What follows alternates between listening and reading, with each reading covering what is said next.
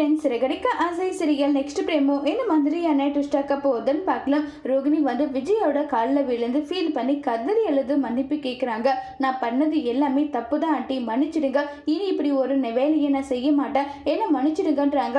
என்ன வேலையும் செய்ய மாட்டேன், எல்லா வேலையும் தான் ஒட்டு மொத்தமாக செஞ்சு ஒட்டுமொத்த பணத்தையுமே ஏமாத்திட்டு ஏடி. எனக்கு இப்போவே உன்னுடைய மலேசியா அப்பா, உன்னுடைய மலேசிய மாமா இங்கே வந்தே ஆகணும். அவங்க வந்து இந்த பணத்தை கொடுத்தாகணும். இல்லை இன்னும் 2 நாள் உனக்கு டைம் கொடுக்குறேன், அந்த 2 நாளுக்குள்ள எனக்கு பணம் வந்தாகணும்னு சொல்லிட்டு சொல்றாங்க.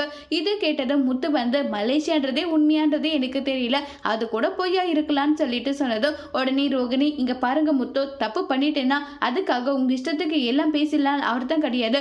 கல்யாணம் இப்ப கிட்டத்தட்ட 1 வருஷத்துக்கு மேலேயே ஆக போகுது. அப்படி இருந்தும் உங்களுடைய அப்பாவா சரி உங்க மாமாவா சரி வரல. அப்படி இருக்கும்போது நீங்க சொல்றதுல எப்படி நம்புறது? ஒவ்வொரு முறையும் பணத்தை இதை வச்சுதான் கொடுத்து என்னுடைய அப்பா கொடுத்தது, என்னுடைய மாமா கொடுத்ததுன்னு சொல்லிட்டு இருந்தீங்க.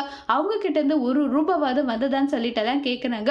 உடனே ரோகிணி, ஆன்டி நான் இதுக்கு மேலே உண்மை மறைச்சு வைக்க விரும்பல, நான் உண்மையை சொல்லிடுறேன். நான் அவரை மீறி கல்யாணம் பண்ணது அவருக்கு விருப்பம் இல்லை, அவர் வேற ஒரு கல்யாணம் பண்ணிக்கிட்டதுனால என்னுடைய சொத்துல கூட பங்கு இல்லைன்னு சொல்லிட்டாருன்னு சொல்றாங்க. இதை கேட்டு விஜய மயக்கம் போட்டு கீழே விழுந்துடுறாங்க. அதோட இந்த பிரமவை முடிச்சிருக்காங்க.